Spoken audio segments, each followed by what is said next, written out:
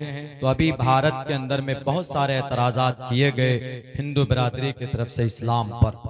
जैसा कि इन्होंने भी कहा था कि अम्मा आयशा के ताल्लुक से भी एतराज़ किया गया था कि अम्मा आयशा से अल्लाह के नबी की जो शादी हुई, जो रुखसती हुई है, वो 9 साल की उम्र में हुई। अगर आज आपके बच्चियों में से किसी की शादी अगर 9 साल की उम्र में कर लीजिएगा तो समाज वाला कोस कोस कर मार देगा आपको कि अरे इतने कुन बच्चा की शादी करा ले।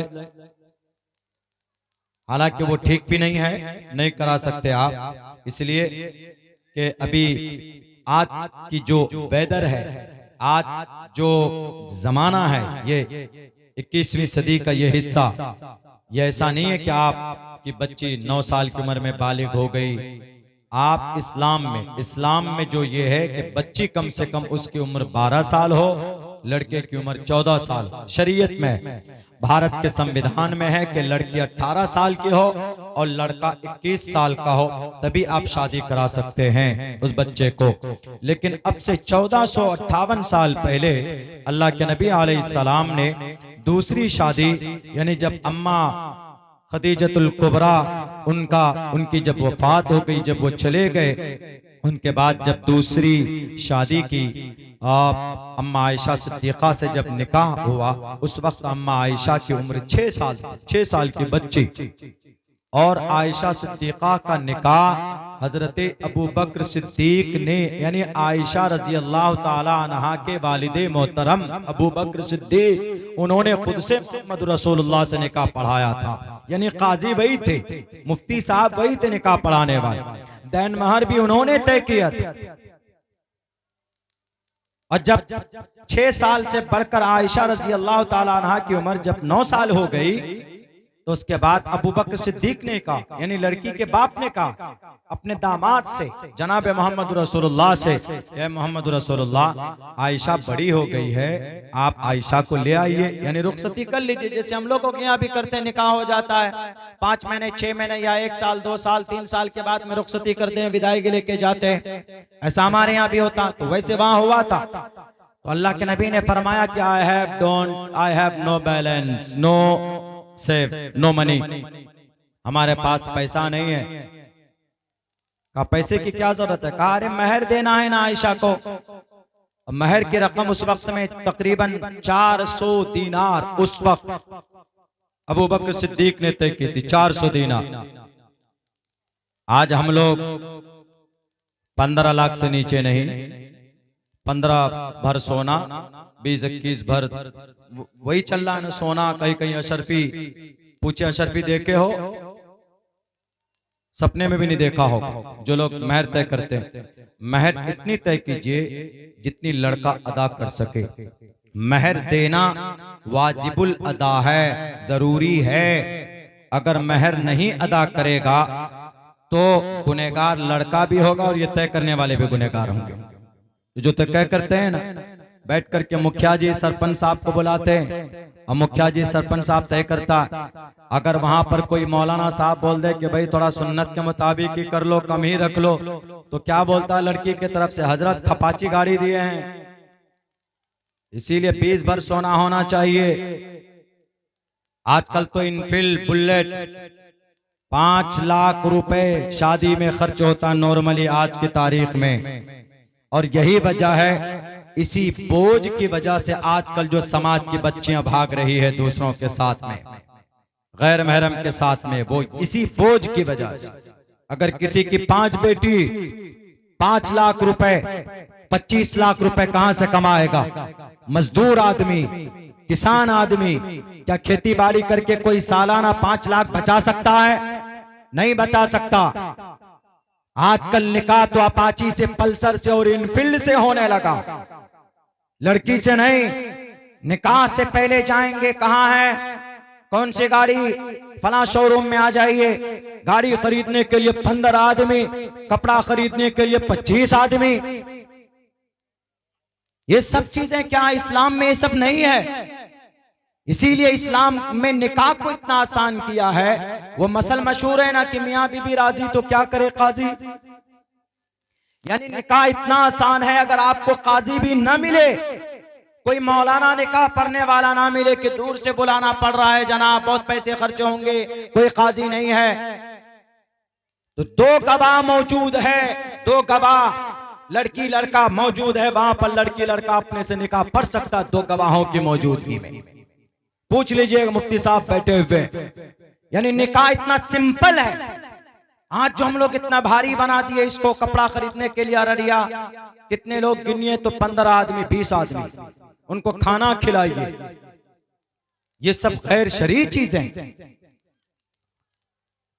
आप कहेंगे कि मौलाना आप अमल करते? जी मैं अमल करता हूँ अल्हम्दुलिल्लाह। 3 साल पहले मेरे भाई मेरी बहन की शादी थी, हमारे दोस्त से मेरी बहन का रिश्ता हुआ और हमारे रिश्तेदार में मेरे भाई की शादी हुई, सरवर का निकाह अररिया। तो बोला क्या फला तारीख है, कपड़ा खरीदने के लिए जाना है। हमने कहा ठीक है हम अरेंज कर लेंगे, चूंकि घर का जो बड़ा लड़का होता है गालिबन वो जिम्मेदार होता है। जब बाप ज़ईफ हो जाए और बेटा अगर थोड़ा है समझदार तो बाप उसके हवाले कर देता। तो अब्बा ने कहा कि मैं इंतजाम कर लूंगा। जिस दिन जाना था तो मैं 2 आदमी गए, 2 आदमी। एक ऐसा साथ में मैं अकेला जा रहा था तो फोन किया, बोला कहाँ जा रहे हैं? मैंने कहा कि मैं जा रहा हूँ अररिया, तो कपड़ा खरीदना। बोला चलिए मैं आपके साथ हो लेता हूँ, मुझे भी काम है। तो वो आदमी अपने काम से गया लेकिन मेरे साथ हो लिया, वरना मैं अकेला था। जब मैं गया तो वहां पर पता कितने आदमी थे? वो लोग 12 आदमी थे। अब मुझे देखा, कहा कि हजरत आप आए, आपके लोग कहाँ? मैंने कहा मैं ही काफी हूँ, कपड़ा खरीदना है ना, क्या मुझे नहीं खरीदना आता? 15 लोग रहते हैं, क्या करते हैं, उसकी जरूरत ही नहीं, ज्यादा ज्यादा 2 से 3 आदमी हो जाइए कपड़ा खरीदने के लिए, और पूरा दिन बिजी हो जाते हैं। अकेला तने तनहा मैंने दोनों का कपड़ा खरीदा और हमने ये कह दिया कि जिसको पसंद ना हो कपड़ा फला दुकान पे चले जाइए, एक्सचेंज करके आ जाइएगा। सबको बात खत्म। क्या जरूरत है इतने लोगों को काम का छुट्टी कर दीजिए, कपड़ा खरीदने जाना, अरे आओ ये काम है, नहीं नहीं हम कपड़ा खरीदने जा रहे हैं। तुम्हारा कौन है? जी हमारी वो चचेरी पुपेरी साली है, उसका कपड़ा खरीदा जाना है, तो तुम्हारी क्या जरूरत है बाप? ये सारी चीजें हम जो खुट्टा है, कुलैया जिसको बोलते हैं हम लोग, ये कुलैया पूरे भारत में कहीं नहीं है, सिर्फ अररिया में। अररिया में, पूर्णिया में टोटल आबादी कितनी है कुट्टा कुलैया बिरादरी? 12.5 लाख पूरी दुनिया में।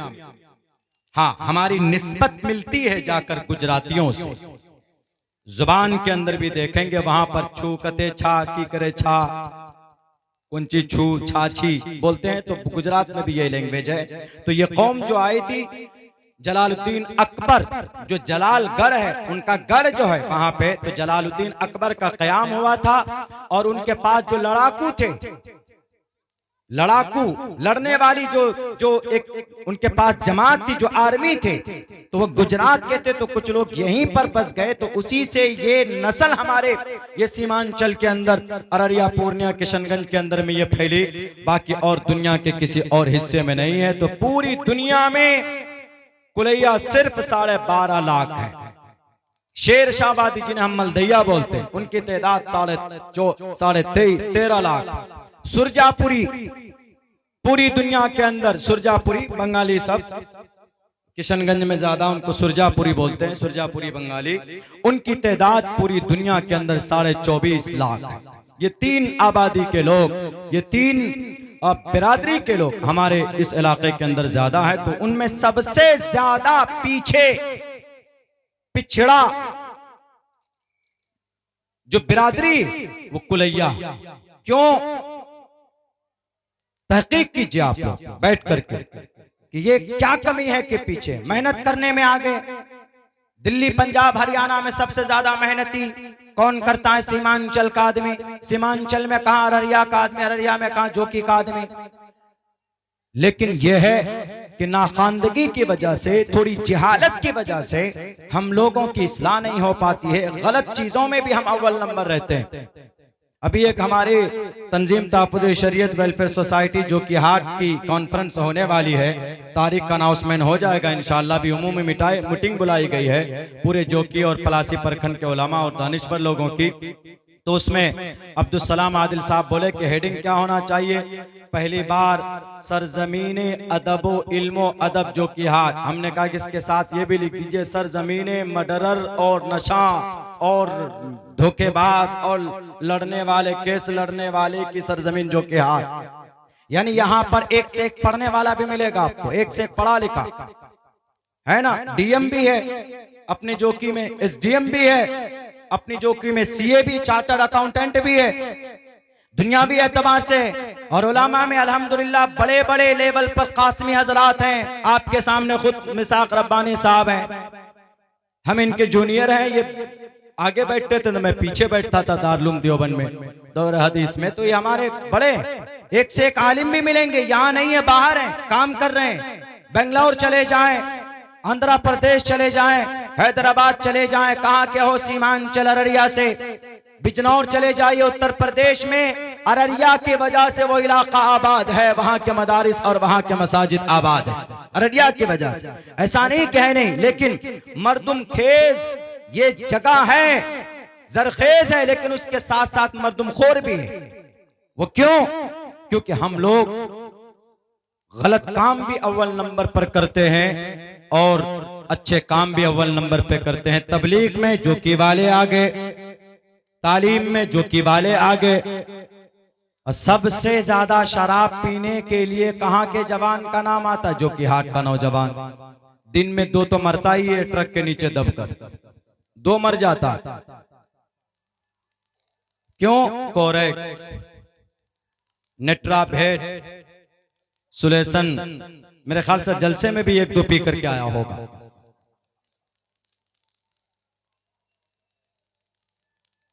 कल भेबरा चौक के पेट्रोल पंप पे हम अपनी गाड़ी का पेट्रोल डला रहे,